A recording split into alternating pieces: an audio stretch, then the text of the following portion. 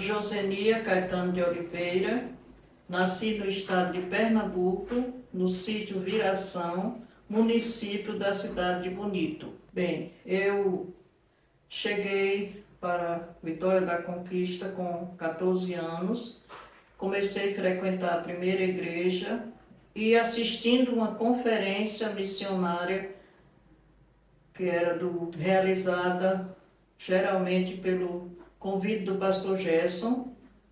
Eu entreguei minha vida para servir ao Senhor, assistindo um filme sobre a necessidade do pessoal da África, os nativos africanos.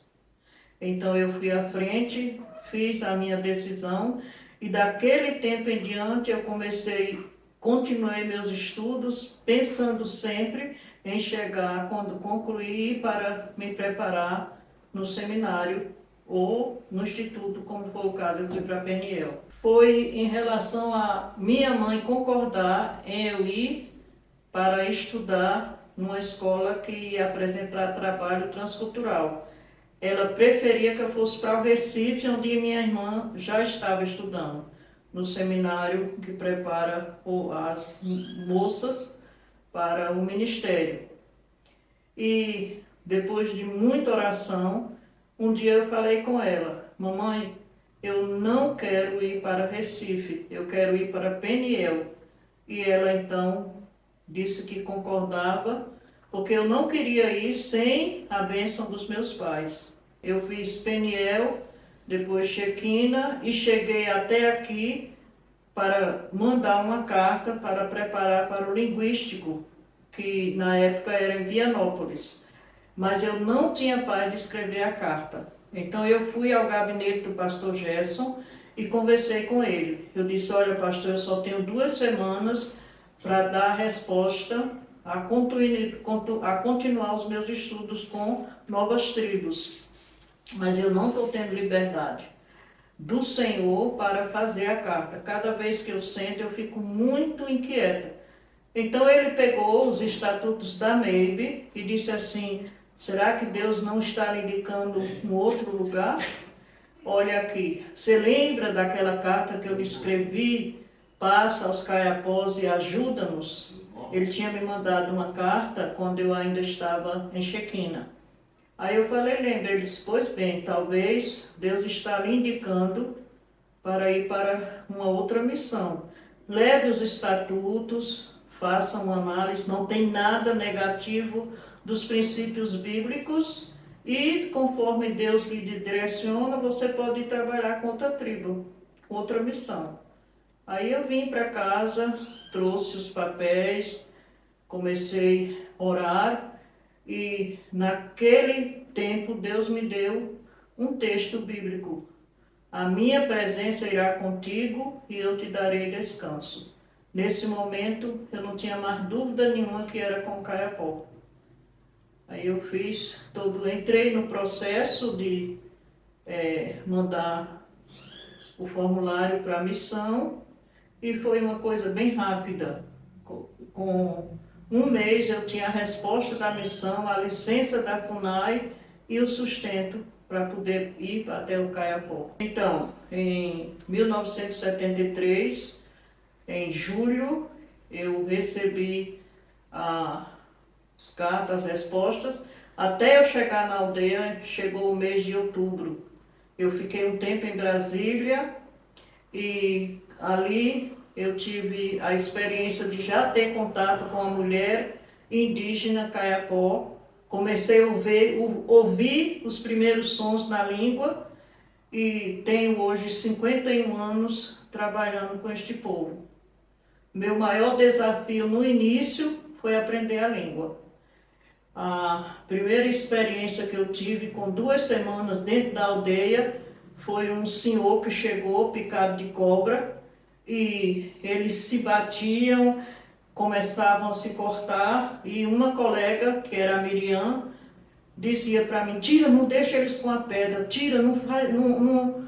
E eu não sabia falar, eu só sabia umas poucas frases: Quaniquãe, não faça isso, não faça isso. Mas eles relaxavam quando a gente pegava pedra, tirava da mão, porque eles se mutilam pensando que estão agradando os espíritos para o parente não morrer.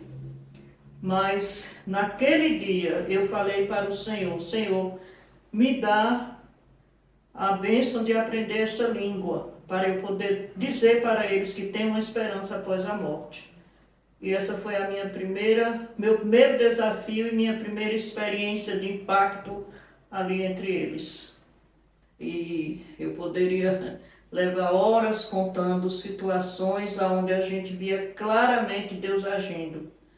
Teve uma situação de um bebezinho que ele tinha entre 1 ano e meio, bem mal ele estava. E a mãe chegou para mim na farmácia, onde a gente fazia o atendimento, e ela disse, olha, Iré, meu filho, ele está muito mal e eu queria que vocês tratassem, mas eu soube que ela estava tratando com o feiticeiro. Aí eu falei, bem, você tem que fazer uma escolha. Você sabe que a gente pede a Deus e trabalha dependendo de Deus e eu não vou misturar o trabalho. E ela demorou a voltar, mas ela foi para casa, tirou todos os cipós, as coisas que estava amarrando a criança e chegou com a criança bem desfalecida. E eu chamei a colega e disse, vamos orar, porque está difícil até de pulsionar essa veia. E pela graça de Deus, eu consegui pulsionar a veia. Ficamos ali dando assistência e um chegava, outro chegava e fazia comentários negativos, que não adiantava, que a criança ia morrer e nós só orávamos. E realmente a criança melhorou, ficou bem e hoje é um homem já maduro, já tem neto e ele se converteu, graças a Deus. Outra experiência muito chocante que foi com um homem que chegou muito mal de malária. Eu estava na escola, a minha colega, que era a enfermeira da época, Vera, ela não está mais agora no Brasil, mas ela mandou me chamar na escola para conversar com a família, que ele estava muito mal, e ela ia colocar o soro, ia dar a medicação, e só Deus que podia atuar para ele melhorar, porque ele estava em pré-coma. Quando ele chegou da mata, né? Eles têm um período no ano que eles iam fazer a coleta da castanha. Então, fazia a colheita da castanha e ficava na mata exposto ao mosquito. Bem, ele chegou nesse estado. Conversei, colocamos o soro, ele ficou no soro e começou a reagir, começou a falar, a febre cedeu. E aí chegou os parentes não convertidos, parentes que são presos às superstições. Isso faz anos, né? Foi bem no início do meu ministério. E começaram a dizer, o soro vai matar, ele vai ficar ruim, ele estava delirando. E começaram a falar. Então a mãe falou que ia tirar, que ele ia levar para casa. Isso já era noite. Eu fui com ela, a colega mandou me chamar de novo. Eu já estava no 3º período de aula, que a gente dava aula de manhã, de tarde e à noite. Aí eu fechei a escola e fui para lá. E falei, vocês não fazem isso, porque se vocês tirar, ele não vai resistir. Ele estava num estado muito avançado, a malária já estava dando reações muito fortes, e eles teimaram e tiraram. Era 31 de dezembro. E tínhamos já dito, e a colega ela era bem firme nesse ponto, era ela que era a enfermeira responsável. Então ela disse para ele, olha, eu não vou poder fazer mais nada. Se vocês trouxerem de novo, eu não vou tratar, porque eu não vou misturar meu serviço junto com o serviço do feiticeiro. E eles levaram. Quando deu mais ou menos quase meia-noite, eu lembro que nós oramos, recebemos o ano, tivemos o culto, eu cheguei em casa, depois nós duas, antes de dormir, nos congratulamos com a passagem de ano, só tinha nós duas lá. Então, eu estava começando a arrumar para deitar, ele me chamou na cerca. Ele bateu na cerca, disse, Iré, Iré. Eu falei, o que é? Ele disse, olha, meu filho está de novo sem falar e eu estou querendo que vocês vão buscá-lo. Eu disse, não, eu te falei que se ele tivesse outro estado, não tinha mais jeito. Ele está numa fase que ele não podia cortar esse soro. Aí eu falei, mas não sou eu que faço a decisão, eu vou falar com minha colega. Quando eu saí para ir para o quarto dela, eu ouvi o choro. Aí eu falei, olha aí, é choro de morte, não adianta mais. Aí ele começou a chorar e se bater e falar, Irene, você me avisou e eu não obedeci. Então, foi uma experiência muito dura. Aquele 31 de dezembro marcou para mim. Era um fim de ano, eu estava lá com minha colega, nós tivemos o culto com os que frequentavam, viemos para casa e naquela madrugada, naquela manhã, virada do ano, né? Ele foi. Isso ficou por muito tempo na minha mente.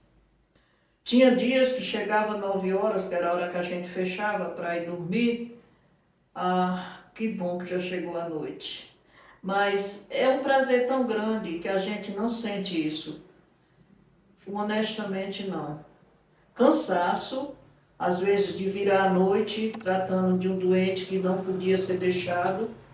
Isso já não é mais atualmente. Qualquer caso grave é mandado para a cidade. Mudou bastante, mas no início nós viramos muitas vezes à noite, cuidando para aquela vida não ser ceifada, cuidando ali para não perder o soro. E já houve uma época de epidemia numa aldeia onde eu trabalhei, em Cocrai Moro, já era outra colega, eu e a Gorete, que a gente ficou, a gente começava 3 horas da manhã para dar conta de atender todos os que estavam precisando ir para o soro.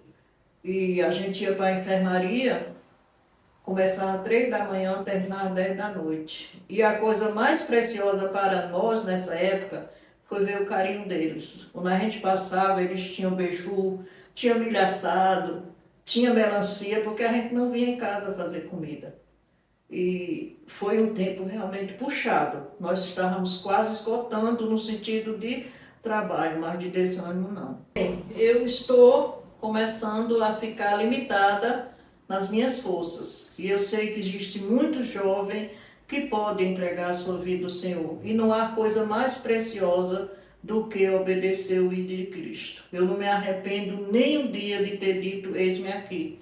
E eu faço um desafio. Jovens, se você ainda não sabe o que deve fazer, como você vai servir o Senhor, diga a Ele, eis-me aqui. O resto fica com Ele.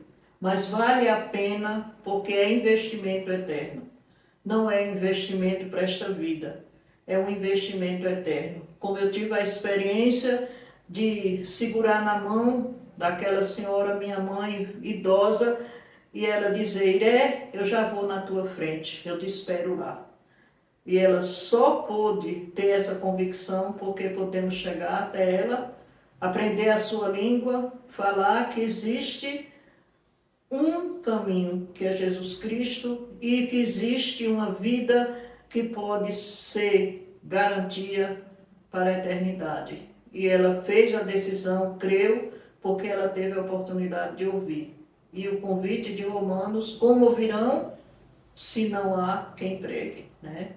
Então, só é possível entender a mensagem na sua própria língua. É necessário ir, não é só mandar uma mensagem, mandar como nós temos aqui, ouvir uma mensagem pelo rádio, não. Precisa aprender a língua, precisa conviver com eles e precisa dizer que há uma esperança. Amém. Glória a Deus. Será que ficou bom? Uhum.